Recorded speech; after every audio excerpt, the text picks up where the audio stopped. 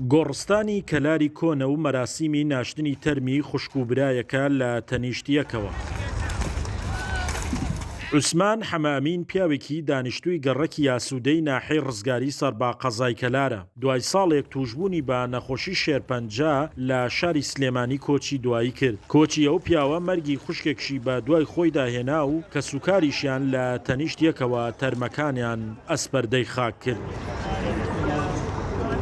دیارە کاگوسمان ئامۆزای ئێمەیە، کاگوسمان دەمێکە نەخۆشە و دیارە ئەو خوشکێکی لە خۆشەویستی بۆ شاه لە خانخە خوشکی کاگوسمانە کە ئامۆزایمە لە خۆشەویستی بۆ براکەی لەگەڵ بیستنی مەرگی براکەیە ئەوش وەفاتەکە بەداخەوە، ینی خۆشەویستی زۆر بۆ برا، ینی تەحملی نەکردەوە بەداخەوە ئەوش کۆچی دوایی کردووە و کارەساتێکی گەورەیە بەڕاستی بۆ ئەم بنەماڵە بۆ ئێمە.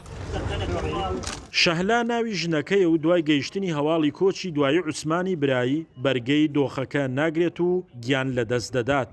بە پێی پشکنینە پزیشکەکانی شەهلا دووچاری جەڵدەی دڵ بووە و کە سوکارەکەشی دەڵێن هۆکاری دووچاربوونی بە جەڵدا بیستنی هەواڵی مەرگی براکەی بووە.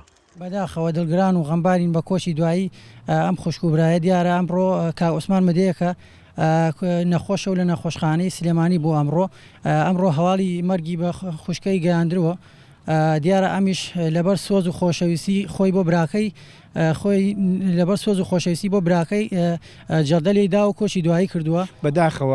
بەداخەوە تاسانمانی ئەم کارە ساتە بەجارێک برایەک و خوشکێ بە یەک ڕۆژ بە یەک سەعات ئاوەڵ دەستمان دەرچوو.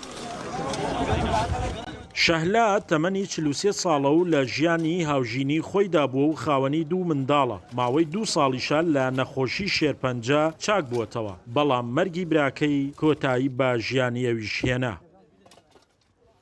شاخەوان محەممەد، کورسات نیوز، کەلار.